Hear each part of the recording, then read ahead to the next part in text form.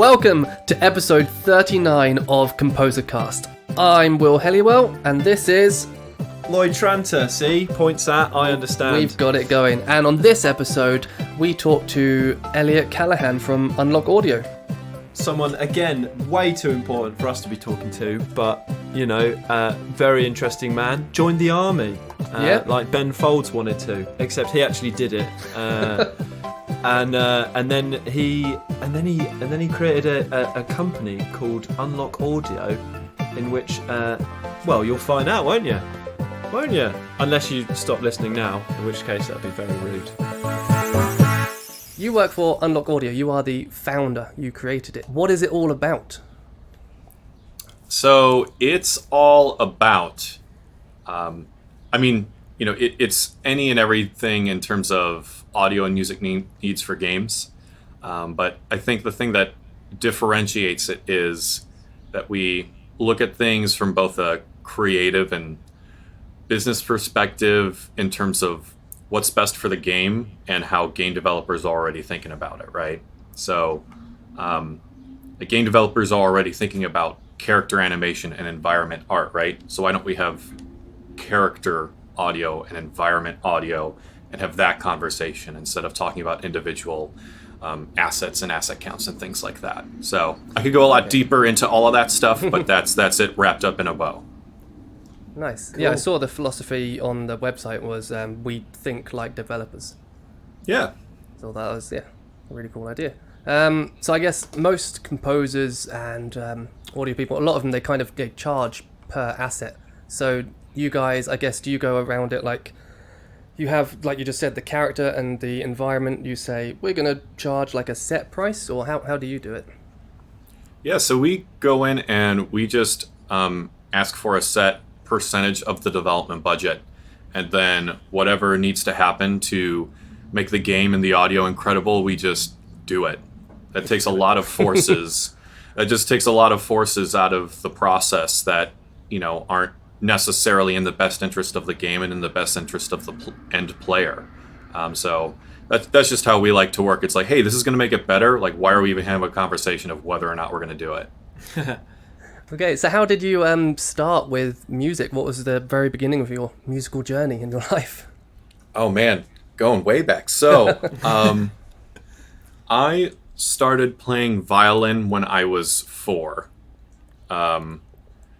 I remember there was a summer camp. Well, my mom has told me this, but we were just walking by a summer camp of kids playing violin. Apparently, 3.5-year-old me just freaked out and was starry-eyed at all these kids that were a little older that were playing their violins. And I started on the Suzuki Method. I got through about, for any listener who does the Suzuki Method, I got through about book 8. And I was beginning to get pretty serious about playing the violin. How many books are there? There are 10 total. Oh, okay, so you got pretty close to the end. Yeah. Well, and in theory, when you get through the 10 books, you can play, in quotes, anything that's out there, right? Yeah. Black at MIDI. The age of... Yeah, exactly.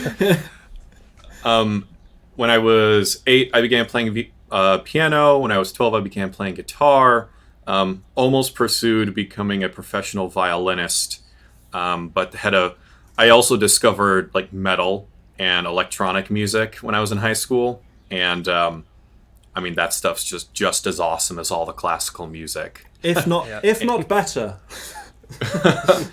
And some of the I just realized that I was practicing so much for people around me as opposed to me anymore, and so I actually went to school initially for architecture and was terrible at it.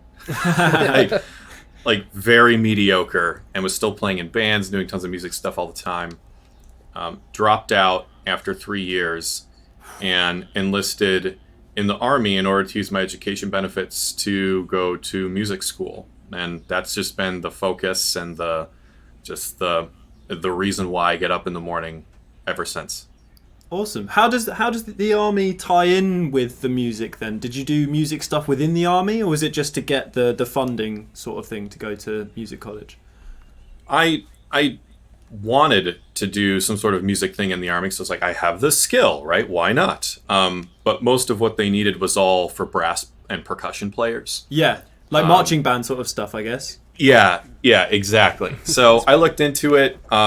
It didn't work out, but there's no sort of metal section of the army, is there? There's no sort of like not yet. That's it. Business idea. Come on, guys, let's do this. Yeah, right. But yeah, I mean, it was always something that I wanted to do for myself.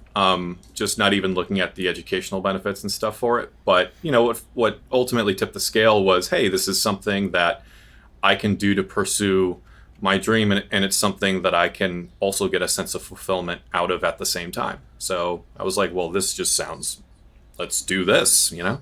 Yeah. Back to the violin. What is the Suzuki method?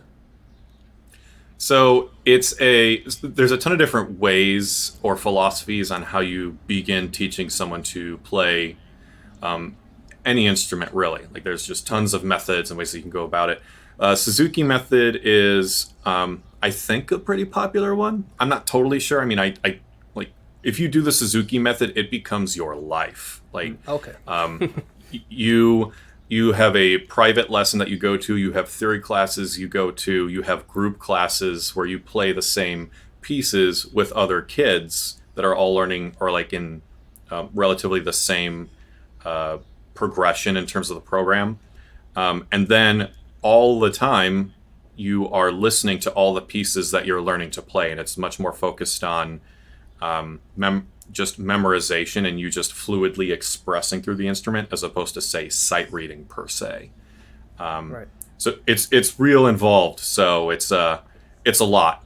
I'm glad I did that. I read that your parents get involved as well. Is it true that your parents learn the instrument kind of alongside you as well? Is that part of it? Yes. Yeah, my mom learned it alongside, and it's a lot tougher when you're older to begin learning an instrument. Yeah. So watching your kid progress further than you would probably annoy me. Because your ego gets a hit. Yeah. Well, and part of it too is that you're talking about teaching something that is difficult and is a large time and life commitment. You're starting that when someone's 6 or 7 years old. Like, they're going to need a little help to stay on track. You know what I mean? Yeah. So to have a parent that understands all of the stuff and things that can also be, a friendly influence on the child that's helping them stay on course with that. I guess, I'm not an expert on childhood development, but I think that's why they do all of that stuff that way. Yeah. Yeah, makes sense. I think I used to play the organ. I think was like one of my first instruments, and my mum tried to join in with that and tried to keep up. And about 2 weeks in, she realised she wasn't musical and was tone deaf, and had to go, I can't do this. You do it, and just make sure you're doing okay. That was your first instrument, was the organ? I think that was the first proper one that I chose. I think I did euphonium and the organ. I think maybe euphonium might have come first. So you have some serious like foot skills. Oh, that was my job, playing a concert. I think we were doing a Wallace and Gromit theme, and everyone was all doing the different parts on the organs, and it was in like a big cathedral or church or something in Woking, and my job was to do the bass. So nothing, my hands were just here, and I just sat there with my feet going boom, boom, boom, boom. And I didn't know if that was a good thing or if they were like, we just trust you to do that. Don't use your hands, just use your feet. All right. Yeah. Yeah, the organ was a fun instrument. The euphonium was my mum wanted me to go into a marching band. She was like, you should go into the army, go into a marching band, and it will be great fun. Yeah. What, William, just a sidetrack, what's a euphonium? Yes. What's a euphonium? It's like a small tuba. Oh, wow. So it's brass? Yeah. Okay. It's a small tuba. So because I was a child, a tuba was too big. Yeah. I actually started playing the euphonium because I went to an open day, which I think is really cool. They had all of these different instruments. You walked around to school, and they have loads and loads of different rooms with all different instruments in. So I tried, I think, a saxophone. I tried the drums and a bunch of other stuff. The drums, they told me I had no coordination. The saxophone... Just go home now. Yeah, it was really, really mean. But the saxophone, they said my teeth were too, crossed over in a weird angle, and I couldn't get my mouth around the reed properly. Wow, this sounds like a really horrible outing for you. Yeah. And then I was like, oh, euphonium. I played that and made a big brrr noise, and I was like, oh, cool, I'll do this then. And I think I just sort of stumbled into it. That's so cruel that you were trying all these things and every reason was there's something wrong with you, so this instrument won't work. You're just too plain ugly. It's just this. I'm sorry, it's just that. And that's why I want to be a composer. You just stay behind the scenes. It's fine. There you go. Well, anyway, so from the army, where did you go? Yeah, so I enlisted in the Army National Guard, and so while I was in drilling with my unit, I was going to school for music composition at Columbia College here in Chicago, and completed that program, and then went to DePaul in the city for cinema audio production, which is basically all of the stuff you hear that's not musical per se. But it was fantastic because, especially, the modern day composer, like your production is, just as integral a skill to have as, your actual composition chops. And so to be able to have correct terminology and be able to take everything out of the composition realm and be able to think about it in the audio realm was really, really helpful. And since then I had to go away from military commitments for about 9 months, but ever since I've come back, I've been building the game audio curriculum here at DePaul University and the game music program. Still been doing the military thing, and writing as much music and doing as much sound and audio work through Unlock Audio as I can. Nice. How long's Unlock Audio been around for? When did you start that? So that's kind of a long answer. Formally, Unlock Audio has been around for a little over a year. Although we started a research process into game audio and music about 6 months prior, so my wife works in design and innovation, and I decided I wanted to focus on games just because I'd had a lot of opportunity in it, I had a lot of fun in it, and I would also just kind of felt like this is like where the future is. So let's dive in. And so I asked her, hey, if I'm going to focus on games, can you do your design and innovation stuff for the game industry? And I mean, she does, she works with like the San Francisco 49ers and FedEx and is just basically a smart person for them. Right. So she and I went through that research process for the game industry, which is how we created the whole model that Unlock uses and everything. So formally, Unlock's been a thing for about a year, but really things started moving in motion about 1.5 years to maybe even 2 years ago. Okay, so you've got the workflow from like a different industry, and then thought that works. We should do it in this.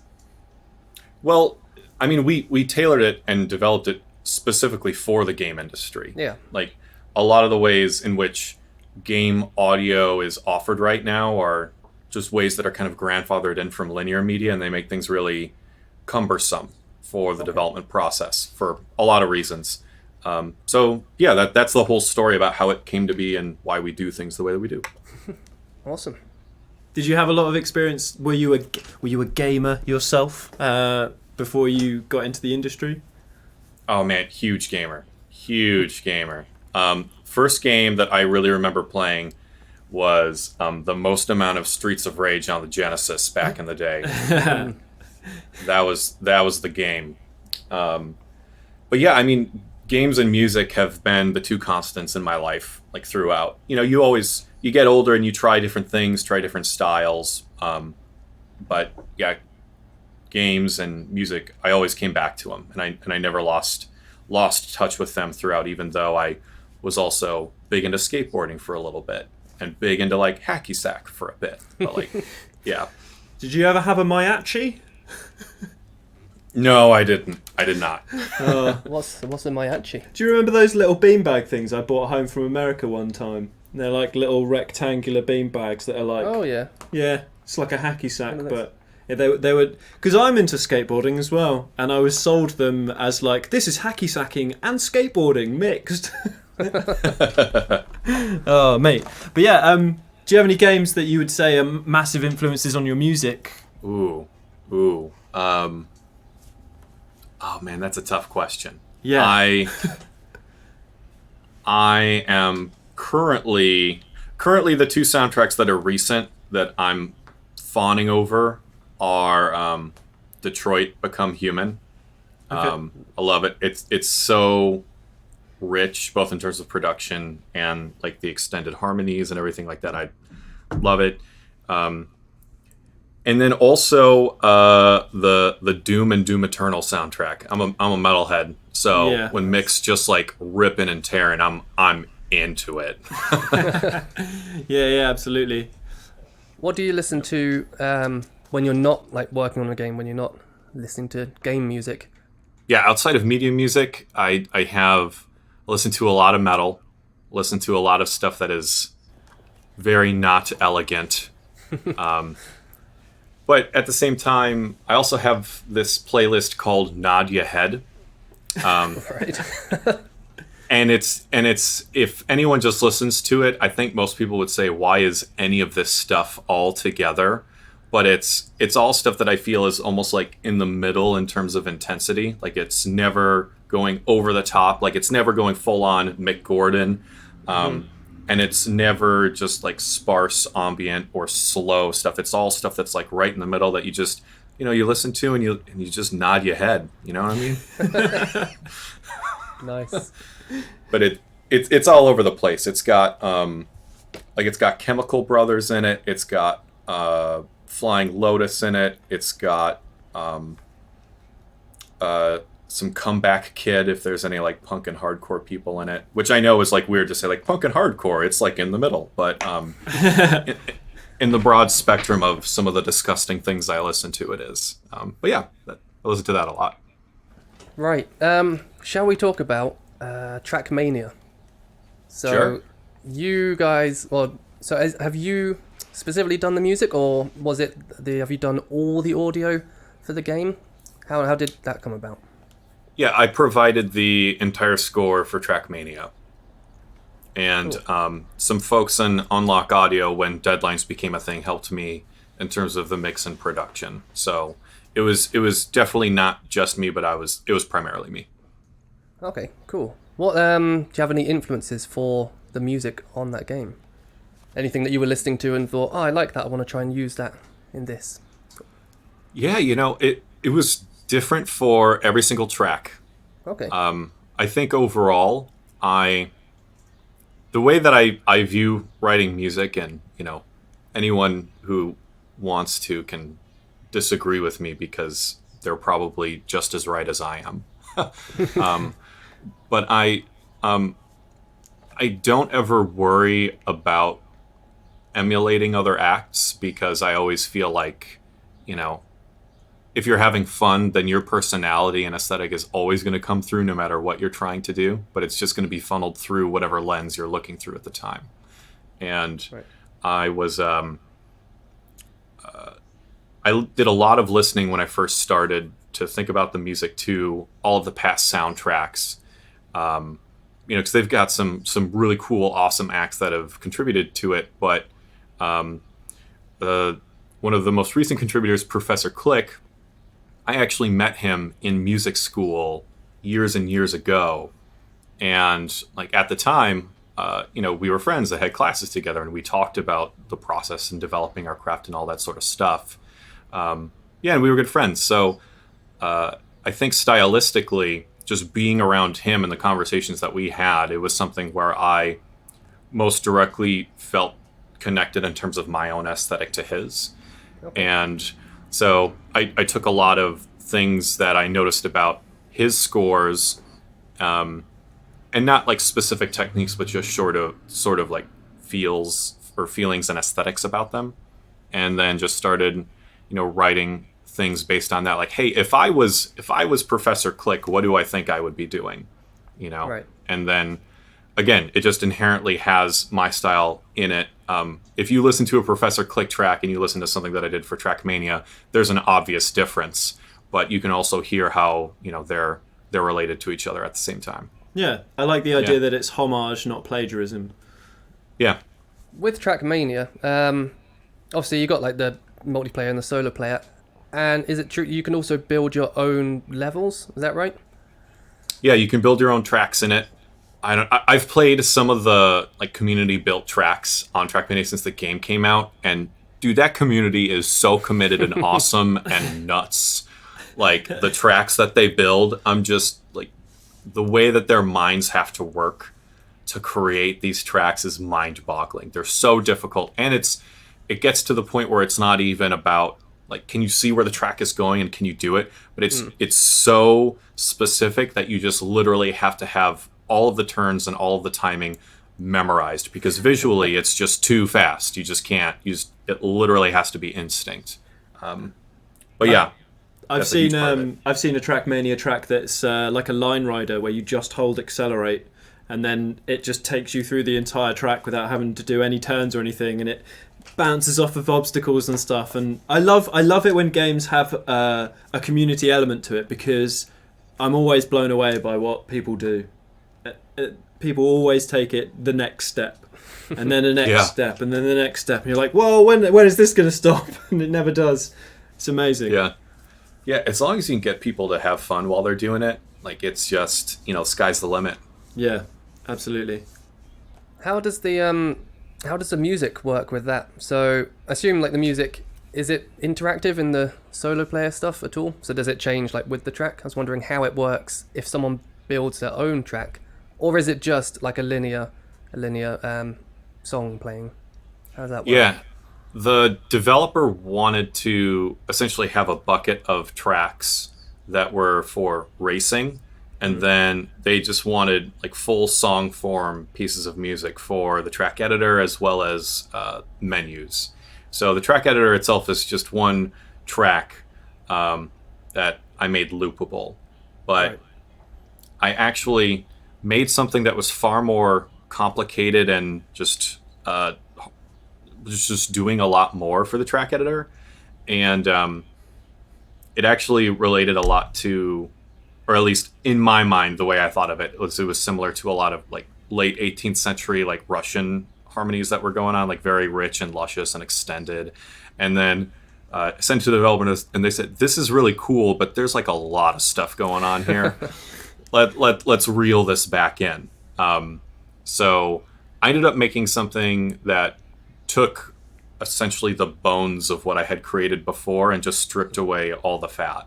And that's what's ultimately in the game for the track editor right now. So it still has a lot of those like regal sort of qualities to it, but it's pared down, so it's not necessarily grabbing your attention, because your attention is supposed to be on building those tracks at the time. Yeah. I think not falling off when you're riding the tracks. Yeah. I think editing music has to be, I don't know, like, so many games have an editor, and the music is something you're going to be spending a long time listening to that music. A game that comes to mind is The Sims. Like, The Sims editing music is so iconic to me. I don't know about you two, but the music while you're making your house is so, I don't know. You've sat there for hours. Yeah, exactly. Yeah.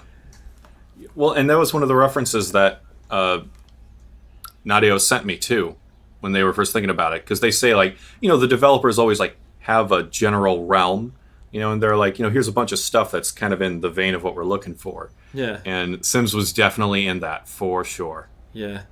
With the soundtrack to Trackmania, did you say that everything was linear, or in the solo play does it have some sort of like interactivity? I can't remember.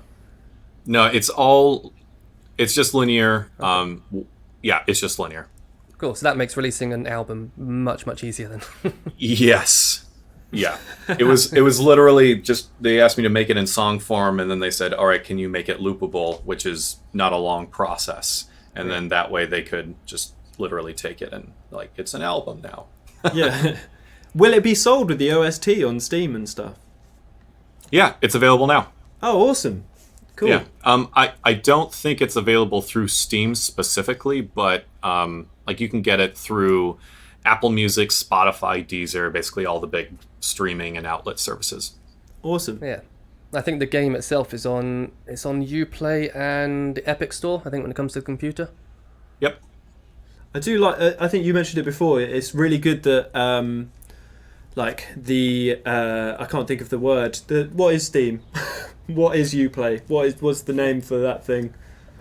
Platform? The platforms. I like the way the platforms are kind of promoting the music with the games as well. Like, you know, the music's an important part of the game, and I think releasing with the soundtrack and the game kind of, you know, exemplifies that the music's so important. Yeah, 1,000%. I mean, you know, and this is one thing that I'll say when I'm, you know, putting on my pitch hat for Unlock Audio, you know, is that, what you hear is half of the experience of the game, right? You see it and you hear it. Yeah, absolutely. Like, that's half of the entire experience. Yeah. So, like, it's pretty important. Yeah. So, is there anything else, like music-wise, that you've worked on that you are super proud of? Like, it doesn't have to be with Unlock Audio, but anything that you have worked on, you've gone, yeah, I nailed that. Yeah, there was a new work that I composed for the Joffrey Ballet here in Chicago, I think a year ago or a little over a year ago. And I had never written for ballet or any sort of dance at all. And it was for a program that they had created for new and up-and-coming choreographers. And I think something like 600 choreographers entered into this opportunity that they had, and they picked 4. And for each of them, they flew them out to the Joffrey Ballet, and they each got, I think, a month with different ensembles and dancers. And I had been in touch with the Joffrey just because I'm a lifelong Chicagoan, so any arts organization in Chicago, I just want to help and be involved with, and, you know, at the same time promote myself, right? So sure. I went to the Joffrey and said, hey, you know, if one of the people in this program like wants to create a new work using original music, like I just want to do it with them. And one of the choreographers listened through my stuff and was just completely on board, liked the aesthetic and the stuff that I had made, and like liked it enough to the point where the Joffrey was kind enough to say, actually, you know what, this is going to be such an important part, we'll actually pay you to do this, which I wasn't even expecting. Like, I just wanted to do it. Yeah, I just wanted to do it for the sake of doing it. But yeah, so we went back and forth, and it was really interesting because she had a lot of like conceptual and emotional things that she wanted to convey. But at the same time, as much as I was expressing them musically, she was always thinking of the end result and the choreography that's going to go along with all of these different moments. And it became really interesting because at certain times the music was leading the progression on what we're trying to do and what would be the next thing, and at other times the choreography in her mind was dictating what my music was doing. And so it was really interesting to go back and forth, and I'd never worked that way before, but it was a really great experience. I'm super proud and happy of what we came up with. That's awesome. That sounds like how people score films as well. When you're watching a film and you have to play the music along to what you're seeing on the screen and sort of things.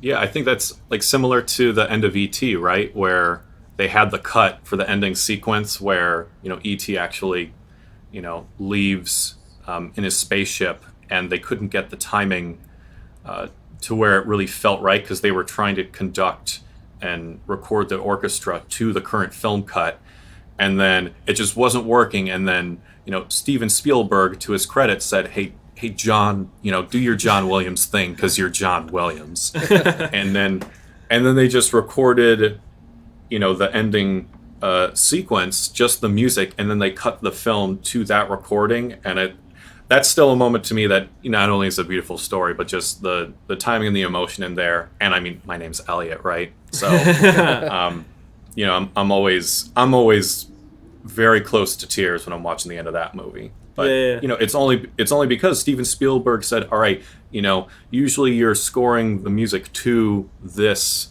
thing that's already set in stone, right? And he allowed the music to dictate it because it just worked better in that moment. So, yeah.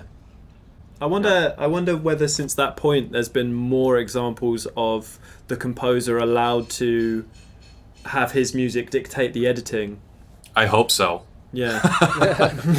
I hope so. Well, and I think that's something that is really exciting about games is, one, there's a lot of game formats that allow that to happen. Yeah. And two, I don't know, there's so much. I'm just so excited by games because so much of it is still unexplored at this point, Yeah. Like, it's just still a relatively new medium, and I think if it's not already there, we're coming into its golden age, and I'm just stoked to be part of it. That's awesome, man. Definitely. I think Olivier Derivier, I think that's his name, if I say it right. I think he's one composer who is doing that sort of thing. He's like taking it to the extreme and thinking about it in terms of not just, well, this is some music to go along with the game. He's trying to make the music interact with every single thing in the game. So there'll be like a clock ticking over there, and then the closer you get to the clock, it starts speeding up and it starts going in time with the music. So his music kind of works together with the sound. So I think there's still loads to explore. And then we've got virtual reality, and I mean, that's barely touched on at the moment. Yeah. Yep. Oh, and then there's so many questions about how you treat the presence of music in a VR space, right? Is it about almost creating the wallpaper and keeping it in just a stereo 2 dimensions? Do you spatialize it? How do you spatialize it? Do you actually put it somewhere like in the game world, or do you spatialize it in some other way that has these other effects that we haven't even discovered yet because it's so new? Like, Yeah, it's awesome. Binaural audio in VR as well works so incredibly well. And I don't think anyone's implemented music that well into binaural audio yet. Not as far as I've experienced anyways. Yeah, it's difficult. I mean, binaural audio really is, in the most accurate sense, is really only able to be, like, the assets themselves are only able to be produced from a single point, right? Yeah. And so to be able to get that in a VR space where you're not necessarily able to control head tilt or positioning, and again, to do it in VR, which just the visuals on its own has the potential to make people nauseous if it's done wrong, and then you add hyperreal audio to it. So, yeah, it's exciting, but also, be careful, don't make people throw up. I'm the other way. That's good advice. I think it should be try and make people sick. See how far we can push people. How much can they vomit? Yeah. Oh, yeah. Let's do it by volume, okay? I think Senua's Sacrifice, Hellblade, Senua's Sacrifice, that is the one game I've played with binaural audio, but it's just the voices. But that was super effective because they put it, you're playing it in VR, they adapted it for VR. So the game is still third person, you're controlling the character, but you've got all these voices in your head and they sound like they're right here, or they're just there, or they're at the back of the room, and you have to take your headphones off and go, what was that? And if you're in the house alone, it freaks you out. Yeah, but that it's so effective, but it works, right? Because you've got that predictable single listening position. So it's just so cool. I do this thing for my game audio classes at DePaul called Awesome Audio, and every week, there's maybe like 20 to 25 students in the class, and every week there are 3 that are assigned to just bring in something that they think is cool in terms of music and audio, and it can be games, it can be movies, it can be anything. But they just come up and they say, I think this is really cool because of blah, blah, blah. And then we talk about it for a little bit. And yeah, that has come up many times. Awesome. Is there anything else that's come up? Anything that you've spotted and gone, yep, that is amazing. I'd not heard of that before. I'd heard of it before, but one thing that comes up all the time is the voice design for the world Serpent from God of War. Yeah. Just how gnarly it sounds.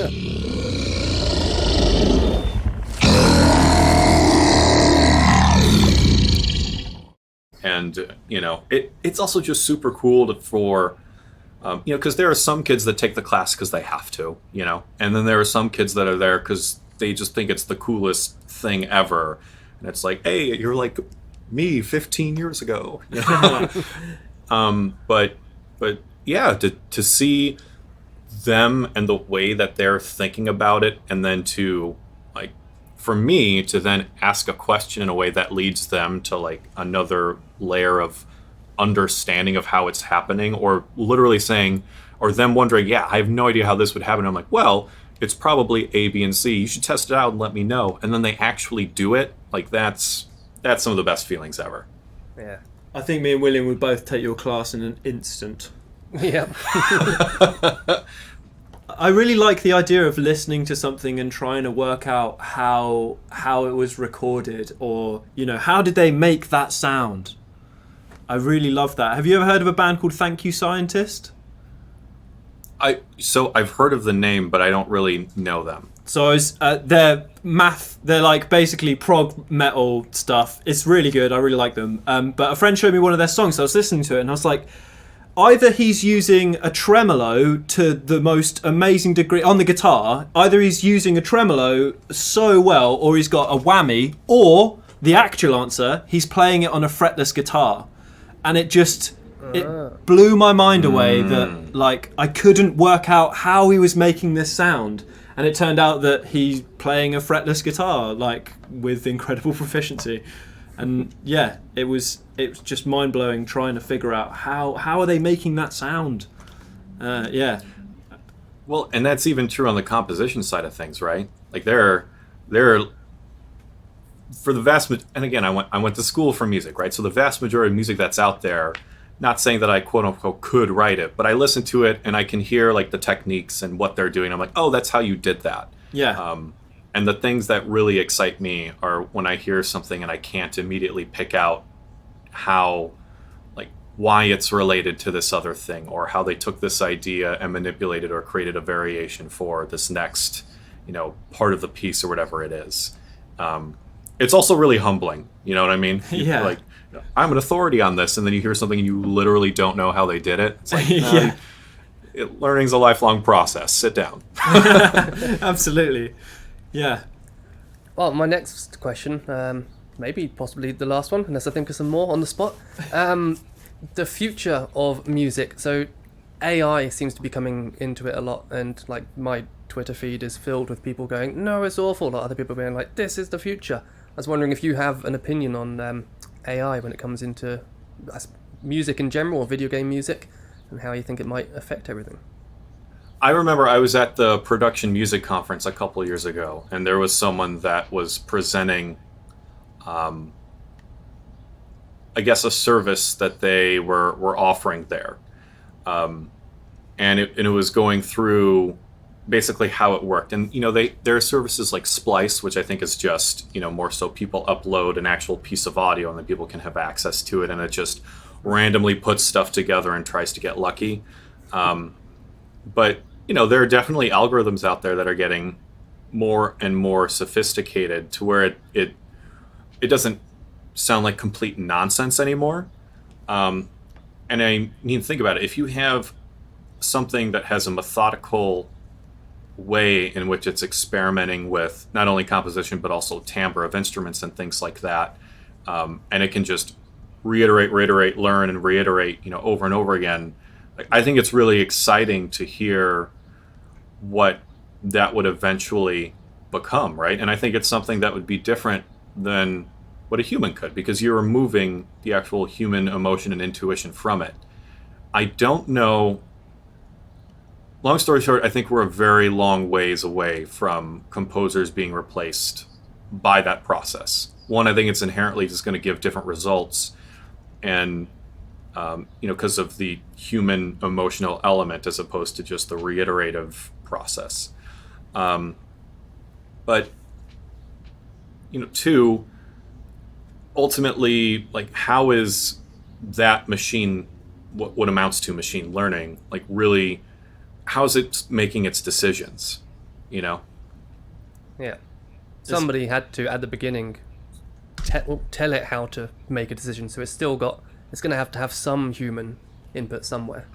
Yeah. So, I mean, it's not only a question of it having to go through that process to machine learn, but then also taking the time to figure out in what direction do we point it towards when it's doing that.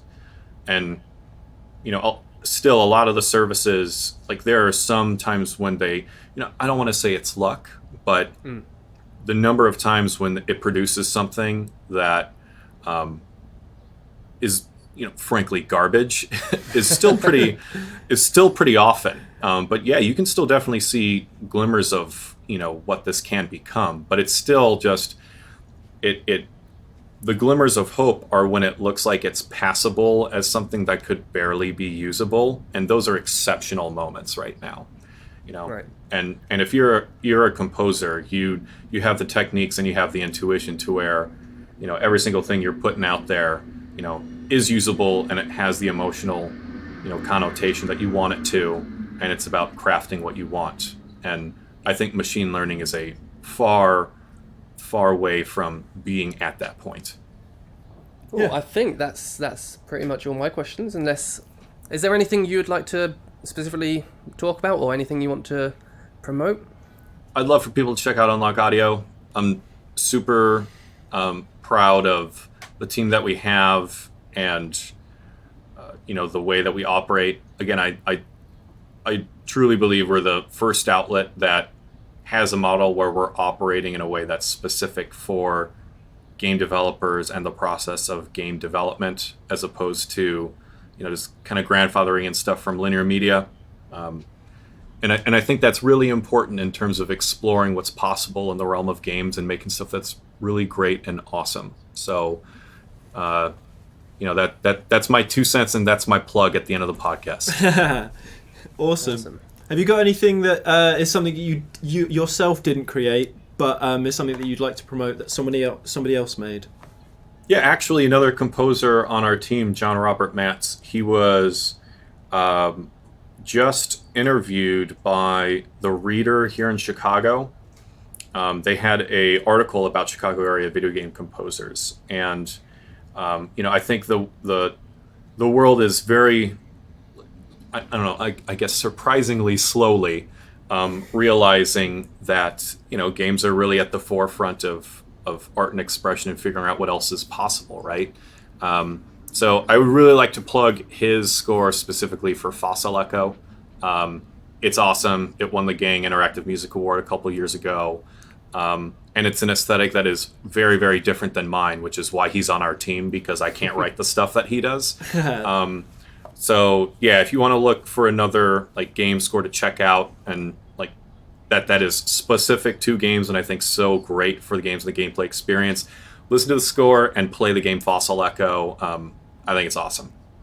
Nice one. Well, thank you very much for coming on the podcast. It's been great to have a chat with you and hang out with you in this virtual world. Yeah, thanks so much for having me. If you ever want to chat again, I'm up for it, and I really appreciate you taking the time. No worries, man. It's been awesome. Thank you for listening to us this week on Composercast. We talked to Elliot Callighan, and we had a great chat all about Unlock Audio. His work on Trackmania, his work on all his other games, his army bits. Yeah, his army bits, yeah. Make sure you guys check out Unlock Audio. Yeah, go on Spotify. I think Trackmania is up there now, so you can listen to the soundtrack. And yeah, go on to our Patreon as well. And we've got a Discord. Come join us. Join us. While you're on Spotify, why don't you check out the other episodes of Composercast, eh? Yeah, they're on there now as well. You're already there. Exactly. And we've got we have a playlist on there, so I'll be adding Trackmania to it, where we add all the music, any guests we've had on, any music we talk about. I add it all to this big old playlist. It's got 200 songs on there at the moment, I think. So go have a listen to that and rock out to some video game music. Thanks for that, William. I just heard you hit the microphone with your head. Thanks for listening to Composercast, though, and tune in next time.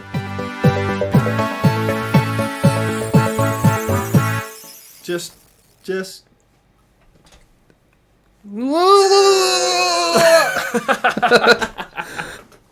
All right, yeah. I'm gonna grab the camera now. Wait, I could see it. Then you can just put it under. No, wait. Look. Don't. It's so hard to tell where you're pointing. There we go. No, I was nowhere near the camera then. I'm gonna complain formally to Big Screen.